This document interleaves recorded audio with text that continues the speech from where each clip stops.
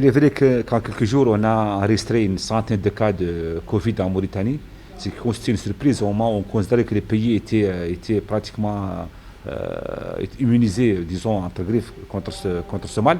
Pourquoi cette explosion soudaine? Moi, à mon avis, je crois que c'est dû surtout à l'augmentation exponentielle des tests de dépistage.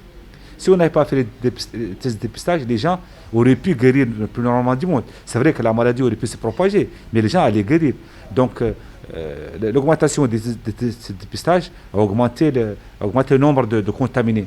Certains évoquent la possibilité d'un confinement ou proposent même un confinement total de 2 semaines. Moi, je crois que ce n'est pas la solution. Parce que vous savez, l'économie mauritanienne tourne surtout avec le secteur informel. Il y a énormément de gens pourraient être handicapés par ce confinement total.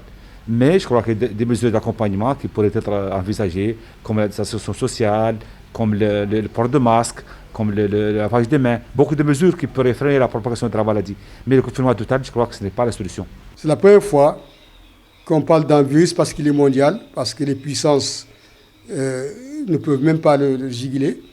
Et nous, en tant que petit pays, Mauritanie, avec une petite population, nous sommes victimes de ce grand virus qui est mondial. Néanmoins, nous, la Mauritanie, son problème, c'est que nous sommes fatalistes. Nous sommes tellement fatalistes que pour nous, tout est mouhim. Rien n'est mouhim chez nous. Et ce mouhim peut nous apporter des problèmes infinis, ou indéfinis si vous voulez. Et ça, je le dis à haute voix, si nous continuons à dire mouhim, nous allons être la pandémie de l'Afrique. L'Afrique dans laquelle nous nous trouvons. Et je demande à tout le monde, petits et grands, de prendre les précautions qu'il faut pour se prémunir contre ce virus invisible, petit mais puissant, parce que les grandes puissances n'ont rien pu faire. Donc il est puissant. Et je dis bien, seul Dieu est puissant. Mais Dieu a laissé des recommandations, il faut les suivre. Et il faut donner la charité, lire le Coran, prier, en demandant à Dieu de nous enlever ce virus rapidement. Car nous sommes tellement faibles devant ce virus. Mais lui, le virus, il est plus faible encore devant Dieu parce que c'est Dieu qui l'a créé. Aujourd'hui, vous le savez, n'épargne personne. Et un adversaire, sinon un ennemi invisible et commun. Voilà, moi, tout ce que je conseille à toute personne, c'est de rester chez soi. Rester chez soi signifie le respect des gestes barrières.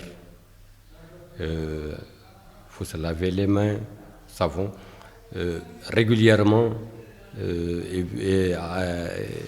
utiliser le gel hydroalcoolique et respecter la distanciation sociale et surtout rester chez soi, ne sortir que quand le besoin se fait sentir.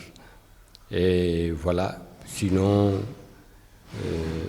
je n'ai rien d'autre à ajouter que conseiller encore davantage à respecter les gestes barrières.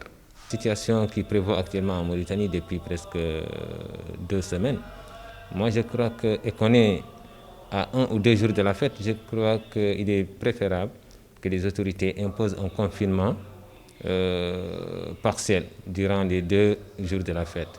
Ça veut dire à partir de 13h jusqu'à 6h du matin pour éviter les attroupements, les sorties des enfants et des trucs comme ça. Et aussi d'essayer d'imposer cette mesure en mettant des patrouilles et des postes de contrôle partout surtout dans les grandes rues. Mais pour éviter la propagation du virus, parce qu'actuellement on fait face à une situation très inquiétante. Et surtout aussi imposer le port des masques, surtout dans les places publiques, et surveiller aussi les mouvements des personnes, surtout au niveau des frontières.